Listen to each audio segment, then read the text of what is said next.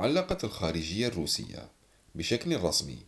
على المنافسة المحتدمة بين 16 دولة من بينها الجزائر، حيث اختارت روسيا حليفها الجزائري في المرتبة الأولى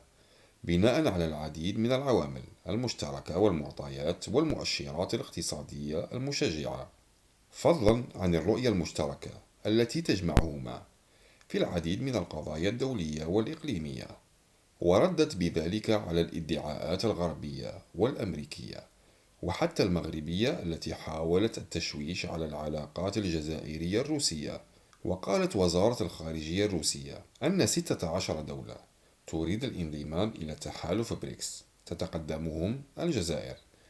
ويسعى أعضاء مجموعة بريكس الخمسة في اعتماد قرار خلال القمة القادمة القريبة جدا بشأن قبول أعضاء جدد، فضلا عن تحديد المعايير التي سيتعين على الدول الراغبة في الانضمام إلى التحالف تلبيتها، والتي تأتي على رأسها الجزائر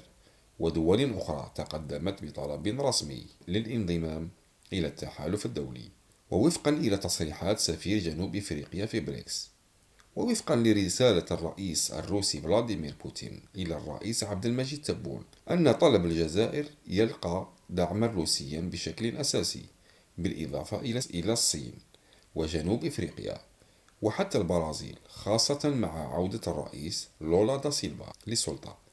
ويجمع الكثير من المتابعين على أن الجزائر ستكون أول الملتحقين ببريكس بعد المؤشرات الإيجابية التي أظهرتها على المستوى الاقتصادي، كما أن تحالفاتها السياسية القوية مع روسيا والصين وجنوب إفريقيا وإمكانياتها البشرية ومواردها الطبيعية وموقعها الجغرافي ونفوذها الإفريقي يجعلها عضوا مرحبا به،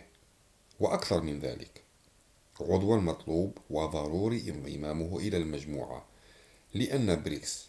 وبكل بساطة يحتاج إلى الجزائر أكثر مما تحتاج الجزائر إلى بريكس.